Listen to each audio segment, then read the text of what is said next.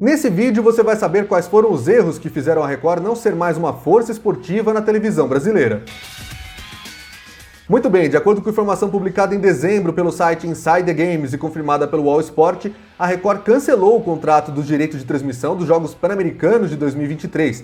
Ela tinha exclusividade desse evento desde 2011, na edição de Guadalajara. Com isso, a gente pode considerar já como o fim de uma era esportiva da emissora, que tinha um projeto extremamente ambicioso a partir da segunda metade da década de 2000. Planejava tirar eventos da Globo, como o Campeonato Paulista, o Campeonato Brasileiro, a Fórmula 1, conseguiu tirar as Olimpíadas de Londres, mas hoje é apenas uma vaga lembrança diante de um projeto que ruiu. E aqui nesse vídeo agora a gente começa a entender por que em 7 erros que foram fundamentais para o fracasso do esporte na Record nos últimos anos. O primeiro deles é a falta de paciência, afinal de contas, a Record não quis gastar por muito tempo para manter o esporte na grade e consolidar uma relação com o público que é fã das modalidades, não só o futebol. As Olimpíadas de Londres representaram uma grande chance para a Record, mas a emissora desistiu muito facilmente de outros eventos porque a Globo conseguia, porque a Globo pagava menos e levava, esse tipo de desculpa que a Record dava. O esporte interativo levou um monte de times da TV por assinatura que não apenas queriam ganhar mais dinheiro, mas também se sentiam desprestigiados na Globo, com menos transmissões, com um tratamento que eles não gostavam. Era o caso do Santos, o caso do Palmeiras. A Record não tentou nada disso. Tentava uma vez, não conseguia, desistia. O Campeonato Paulista foi assim em 2007, Campeonato Brasileiro em 2011. Muito da desistência da Record se deve também a não ter conseguido transmitir com exclusividade as Olimpíadas de 2016. E aí tem uma jogada de mestre da Globo lá em 2009 mesmo, que foi se juntar com a Band, formar um consórcio, comprar os direitos exclusivos de transmissão de 2016 só na TV paga, na internet e outras mídias, e ficar com os direitos não exclusivos de TV aberta. Isso permitiu, inclusive, que o COI vendesse também os direitos para a Record. A Record foi uma outra emissora oficial dos Jogos do Rio 2016. Inclusive, o fato de vender para 3 emissoras brasileiras já sinalizava em agosto de 2009 o que poderia ser o favoritismo que viria a ser confirmado em outubro, de que o Rio de Janeiro seria mesmo a sede dos Jogos Olímpicos de 2016. Faltou para a Record esse feeling de criar cada vez mais uma cultura do esporte, de estar sempre na vida do brasileiro e da brasileira que gosta de uma programação de futebol, de uma programação esportiva. Então a falta de paciência, sem dúvida nenhuma, é o primeiro erro que levou a Record a essa situação de hoje. Aliás, se você curte esse tema da Record, quiser um outro vídeo voltado para a história da emissora do futebol, de repente fatos que você não sabia, competições que a emissora transmitiu e ninguém lembrava, esse tipo de coisa, deixa aí nos comentários já e já deixa o seu like aqui também no vídeo para o YouTube saber que você gosta desse tipo de conteúdo. Se não for inscrito no canal, já se inscreve. Vamos seguir aqui. O segundo erro da Record foi não apresentar um diferencial. Muita gente tinha críticas à forma como a Globo transmitia os Jogos Pan-Americanos e as Olimpíadas antes dessas competições irem parar com exclusividade na Record. No Pan, uma crítica era que a Globo praticamente não exibia, deixava o produto escondido na grade e quem tinha TV aberta só conseguia ver porque a Band dava muito mais espaço. E nesse ponto a Record realmente em Guadalajara 2011 foi muito melhor, tratou o Pan como se fosse Olimpíada. Só que tem uma outra crítica que a Globo recebe muito em competições como essa, que é o excesso de patriotismo, um ufanismo exagerado com as competições brasileiras. E nesse ponto a Record conseguiu talvez piorar. Quem viu os Jogos Pan-Americanos de Guadalajara 2011 na Record talvez não saiba que os Estados Unidos foram os líderes absolutos do quadro de medalhas, porque afinal de contas praticamente não se mostrava nada que não fosse o Brasil disputando medalha. Era realmente assim um sentimento de o torcedor só quer saber do Brasil, não quer saber de outras modalidades. Em Jogos Pan-Americanos, a gente até entende que esse tipo de coisa aconteça, porque os Estados Unidos não vão com seus melhores atletas, não tem grandes estrelas do esporte. O problema é que esse padrão acabaria sendo repetido um pouco mais disfarçadamente, mas acabou sendo repetido em Londres 2012. Dava-se muito mais ênfase a competições que tinham brasileiros, mesmo sem tanta chance de medalha, em detrimento de outros eventos que tinham grandes estrelas de fato do esporte mundial. Era realmente um pachequismo, como se diz aí, né? Um brasileirismo exacerbado que a Record trazia e que no fim das contas, para quem viu na Globo, para quem gosta desse tipo de coisa, que é realmente Brasil, ziu, eu acho que tem que torcer mesmo, vamos torcer pro Brasil, é o Brasil que tem que ganhar. Então quem gostava disso na Globo provavelmente também gostou na Record. Mas para quem era crítico, ganhou um motivo a mais para criticar também a Record, porque esse tipo de coisa conseguia ser mais exagerada.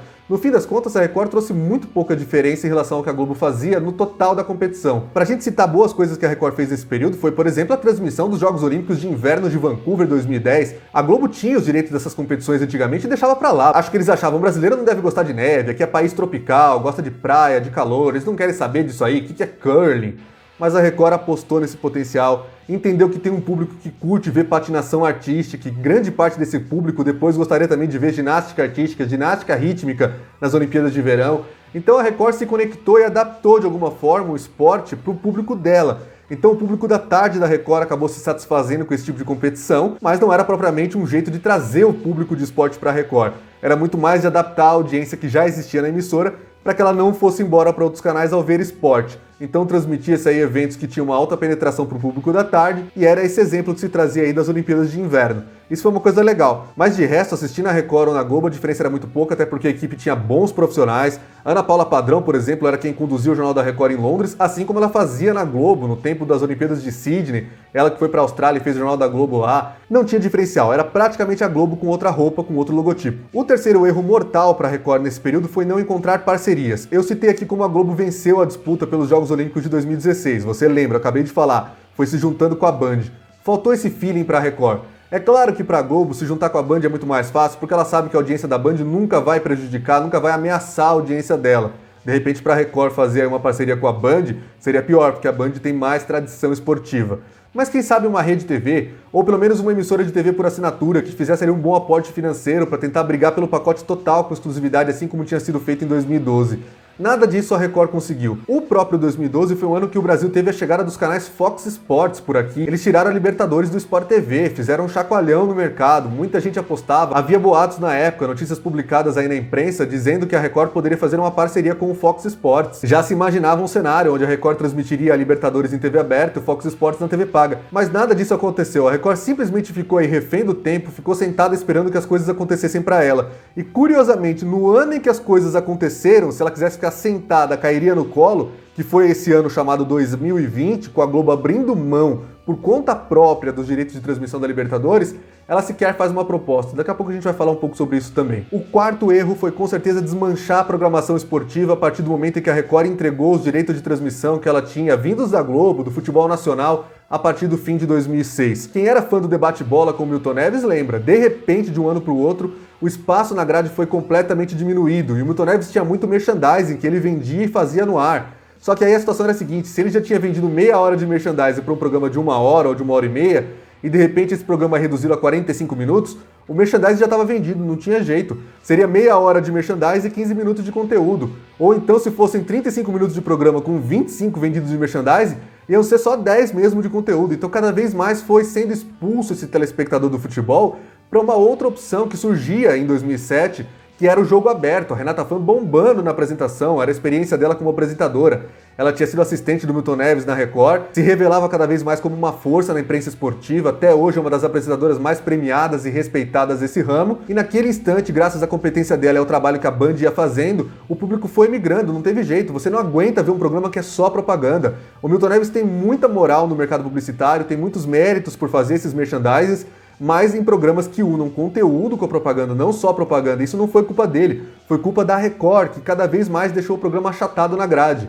Não dava para ter expulsado o público de esporte assim. Só em 2009 é que foi surgir o Esporte Fantástico, que na boa é uma reprodução do Esporte Espetacular, né? Até no formato, no jeito que a Record queria fazer. E tem até um joguinho de palavras, da mesma forma que o Domingo Espetacular é o equivalente ao Fantástico, o Esporte Fantástico é o equivalente ao Esporte Espetacular. É inacreditável, mas esse tipo de coisa acontece. Não era suficiente, era um programa semanal, não tinha aquela pegada do dia a dia, só quem era fã realmente de esporte para ver reportagens especiais, mais aprofundadas, é que acabava ligando. O fã diário do esporte se mudou para Bandeirantes e a Record perdeu o contato com ele. Se ela tivesse vencido lá em 2011 aquela licitação do Clube dos 13 que acabou não acontecendo, ou melhor, que aconteceu, que teve a Rede TV como vencedora, mas que não valeu para nada, a Record teria que se remontar novamente, ela teria que fazer uma programação esportiva do zero de novo, porque só tinha sobrado um espaço semanal para falar de esporte. E aí nós chegamos ao quinto erro da Record, que foi tratar mal aquilo que restou na grade. Depois que ela não conseguiu os direitos de transmissão exclusivos aí da Olimpíada, não conseguiu tirar da Globo nenhum estadual, Campeonato Brasileiro ou Copa do Mundo, ela passou a ser mais desleixada com aquilo que ficou no portfólio dela, principalmente os Jogos Pan-Americanos. Quem viu a cobertura do PAN de Guadalajara, o jeito que eles trataram como se fosse uma Olimpíada, e depois 4 anos assistiu Toronto 2015 e Lima 2019, 8 anos depois, nem parece a mesma emissora. O tratamento que foi dado, inclusive, no ano passado era muito mais parecido com o que a Globo dava aos Jogos Pan-Americanos e que muita gente criticava antigamente. Só quem tem acesso ali ao sinal da Record News é que tinha a oportunidade de ver um pouco mais de programação esportiva de graça, porque de resto, cada vez menos o PAN foi ocupando espaço na Record. Nos últimos anos, a emissora até transmitiu jogos da pré-temporada europeia do futebol, a International Champions Cup, mas não se mostrou um player aí no mercado quando os direitos de transmissão estiveram à venda. E o maior exemplo é esse de 2020, que nos leva ao sexto erro citado nesse vídeo, que é a falta de ambição da Record. Em 2020, tudo aquilo que a emissora reclamava, que os clubes não queriam fechar com ela, que ela oferecia o dobro da Globo e não levava, que a Globo tinha preferência, que a Globo exercia um monopólio, tudo isso caiu por terra quando a emissora carioca deixou livres no mercado os direitos de transmissão da Libertadores, o campeonato preferido dos torcedores, dos clubes brasileiros, uma competição extremamente importante que é o sonho de qualquer equipe. Como é que a Record, que tinha um plano extremamente ambicioso há uma década e meia, sequer apresenta proposta para isso?